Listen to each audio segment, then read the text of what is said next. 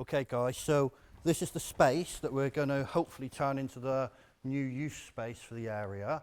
It might not look much, but youth worker John Dingle says this former car breaking yard in the Ernesettle area of Plymouth has potential. Then this bit over here will be a seating area.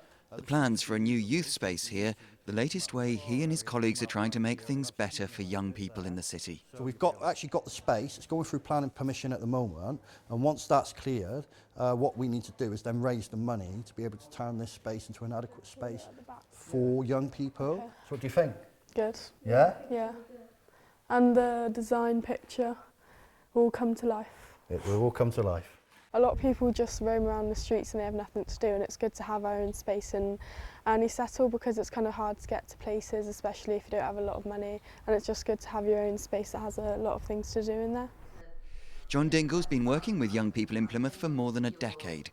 2 years ago, he nearly stopped when the charity he used to work for had to close because of funding problems.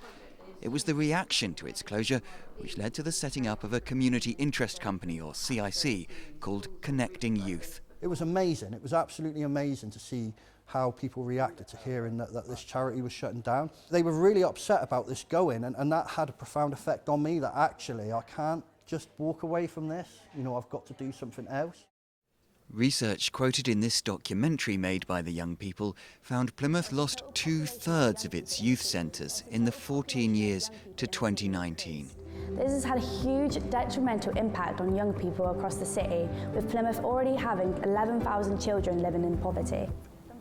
In Ernesettle at the moment, they're working out of the church hall, but already making a difference to people of all ages. I think that it's really good for young people to come here, not only just to make friends, but also if they're struggling with stuff and they want support, they can come and speak to an adult, or even if they want to speak to a friend, yeah. Since John's been running this project, the antisocial behaviour has improved in this area, I would say, quite substantially. One of the favourite things to do was set fire to people's bins in the middle of the green, and that hasn't happened for a long time, so yes, not so much vandalism. In the city centre, over a glass of Coke, young people are discussing ways to raise the estimated £150,000 that will be needed to deliver the new space.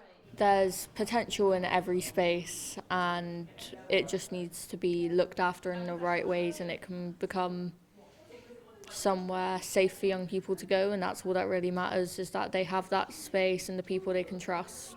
Doing this, I've been able to figure out confidence, and now doing this, I've met new people, so I'm more open to speak about with my voice and feel more confident around other people. When I started working for the charity Barefoot in Ernesettle back in 2014, Ernesettle had some of the highest levels of antisocial behaviour in the city. Within a couple of years, we've brought that down significantly, but we don't go in focusing on antisocial behaviour.